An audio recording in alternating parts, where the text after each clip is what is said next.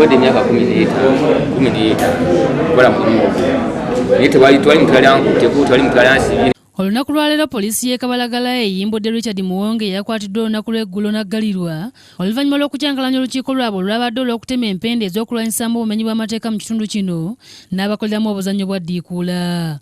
Minisita avunaanyizibwa okwesa obwadde bw'enkyakya mu nkwawasa kuba bw'enkukunya akubiriza bannayuganda okwesa obwadde buno obufuuse n'abukeera mu ggwanga. Naye kana banezze okukola eno Kabalagala eno kale wali lwa satigeti waliwo ekkubo wali eri satigeti wali ekkubo erigwa wano unayise bwana bange waliwo ekkubo erite wali ku kolansi kale unakoze kama state ni tani nagezo platinga ide wano inga nabatenge eri Kabalagala eri.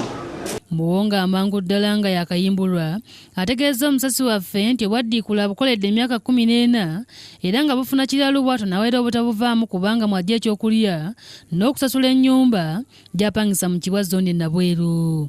Sigenda kuva ku mulimu gwange guno kubanga gunyimirizaawo lumpa ekyokulya nembaawo nenkola nembezaawo abaana bange nobulamu nebeeraawo naye nga sigenze ku basi koze eki nengenda nkola kubanga sente abantu tebajja mbujja sibakukwata mu nsawo tibampe sente ku kifuba wabula bampanga besiimi bampita ne bampa sente masanyusa ne bampa. Ddiikuula Richard Kasozi bamuyimbulidde mu kiseera kyakuwa basibe emmere era asoose kuyingira mu kaduukulu n'afuna akawunga ke n'oluvannyuma n'ateeka omukono ku bbaluwa y'akakalu ka poliisi.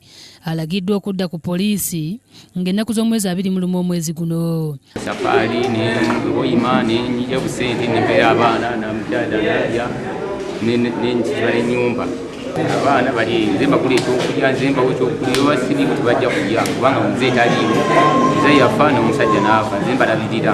Akulira ebyokwekwete ku poliisi e Kabalagala Kadeti ASP Bernard Mugerwa awadde Kasozi ensawo ye n'amulabula obutaddamu kusaalimbira mu bifo watakkirizibwa bw'atyo n'amuwa amagezi okufuna ebbaluwa emukkiriza okuzannya katemba w'obwaddiikuula.